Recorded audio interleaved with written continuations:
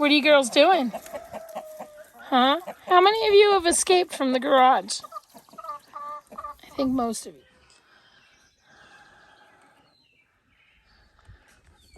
These sycamore trees are coming down this fall. Ugh, they're making my allergies so horrible. There's another big one right over there that's half dead. They gotta come down. But, hello, sunshines. What are you doing, Rue? Hello, pretties. Do you like it here? Or do you want to go home? You want to go home? Get in the truck.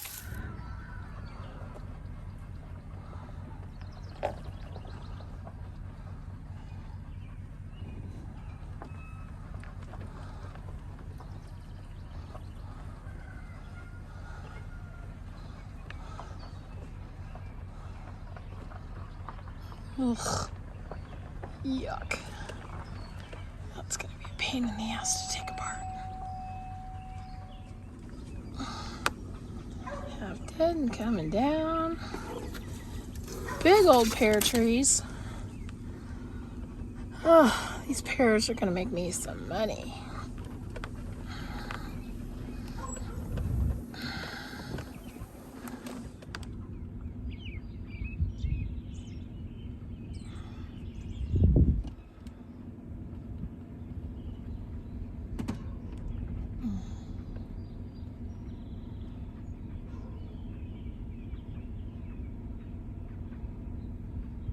Actually can be.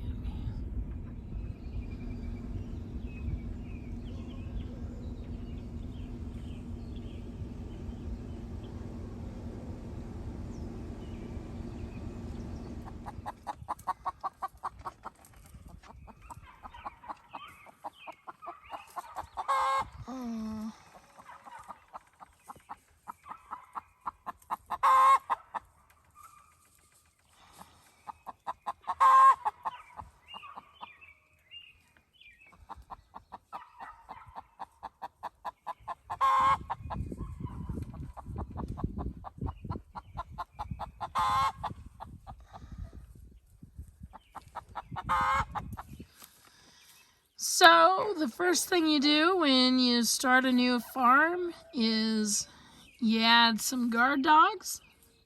Louie! And you add some chickens. And I brought 35 chickens over here. Got one of the roosters over there.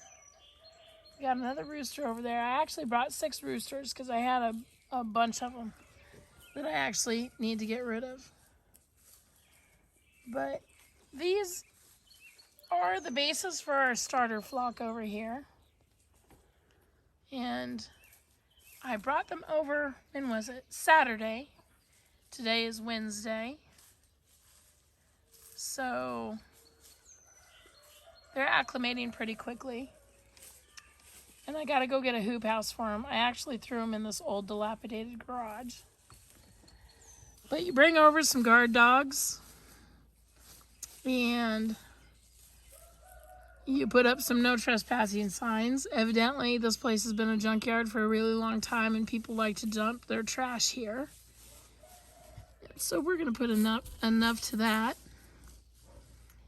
And next up, after the chickens, after we send the chickens through in some of these overgrown areas to see what's here, then we will bring in the goats as soon as I can get some T-posts up and some electric line. And that's one of the roosters in the garage, I guess. Somebody didn't come out. But, so if you want to buy 3 acres of land and get a flock started, all you have to do is go to your local hatchery and get some day-old chicks and some chick starter, which is good to have. I mean, if you want to start them on mealworms and stuff, that's fine. But you got to crush them up, and you got to crush up some millet and stuff for them so that they can get used to eating. And you're going to have to get some scratch so that they don't end up not being able to digest it. But this is where we're starting. And as you can see right over here, we have a lot of wood and junk that has been left behind. These two piles right here that the chickens are going through are actually old sawdust piles. And so we're going to be picking those up, and we're going to be taking them down to where there used to be a pole barn, and we're going to make those into hugelkultur mounds over the next couple of weeks. So the reason that we need to do that is because I can't bring the goats in here to take down all the multiflora rows until all those piles are taken up. I bring them in here now, they'll get into all these wood piles and stuff, and I have no idea what is in there. The old guy who used to own this place evidently smelted a lot of metal all over the property. And beyond that tree line right there in front of you is an old quarry pond, which makes it even worse because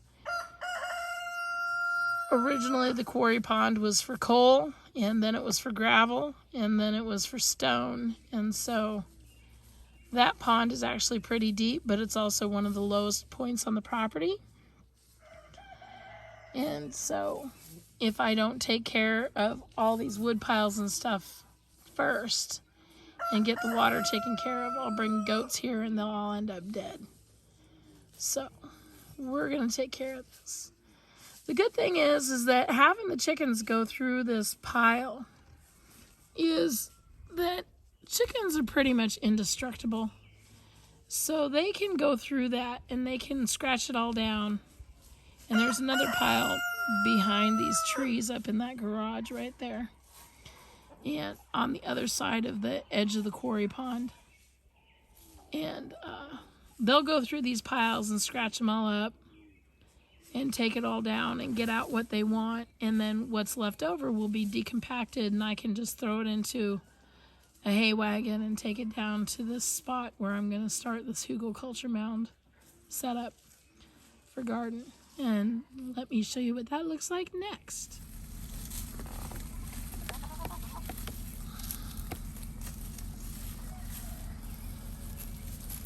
Here, chick, chick, chick, chick, chick. Here, chicka.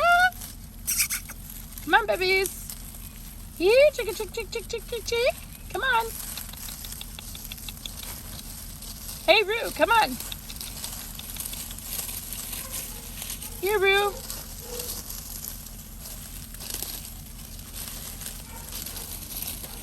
I want you guys to stay up here. Come on. Woo.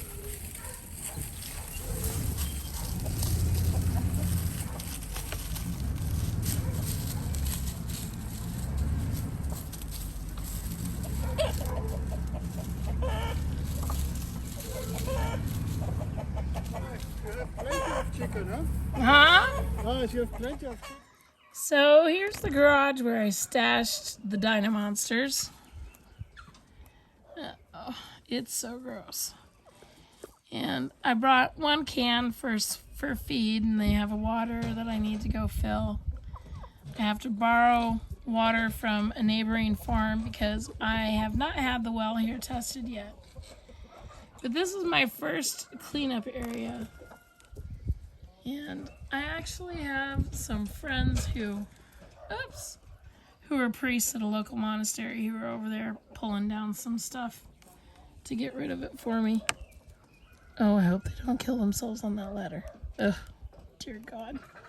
So they're taking a bunch of crap away. But this right here, this corner, is my first project. So we're taking all the wood out of this, and we're going to put it down where our pole barn used to be. And then in the next few days, all of this metal and the rubber tires is all going to the recycling. And I'm not sure about that mailbox. I'll probably just donate that to them. But I've got some cinder blocks back here. And there's actually quite a few of them. You can't see them very well. But what I'm going to end up doing is I'm gonna go ahead where that where you see the what is that thing called? A filing cabinet that is going to be recycled from metal. I am actually going to put a 300-gallon tote there in the next couple days, and we are going to dig a hole in front of the spigot that's big enough to put a 5-gallon bucket in front of in the ground so we don't have to hook up a hose or change the spigot. And we're going to use that to water the chickens with, because I'm going to be bringing in water until I know that the water here is safe. Down there at the very bottom of this hillside is the start of the quarry pond. And I know they're going to be drinking the water down there, but I really don't want them to.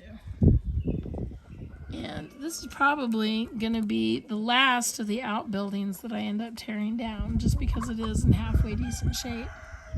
But I got it. There's a hole right there where the garage door is bent. These chickens should have all been inside today. But they're not, because there's a hole there and they're climbing out. And they think that they can go where they want. And so we're just going to have to take care of them. Make sure that they don't disappear, and we got to get that little hole closed up so that we don't have raccoons or mink or anything coming in the middle of the night and tagging them, because they'll just rip their throats out and leave them where they lie. So, yeah, there you go.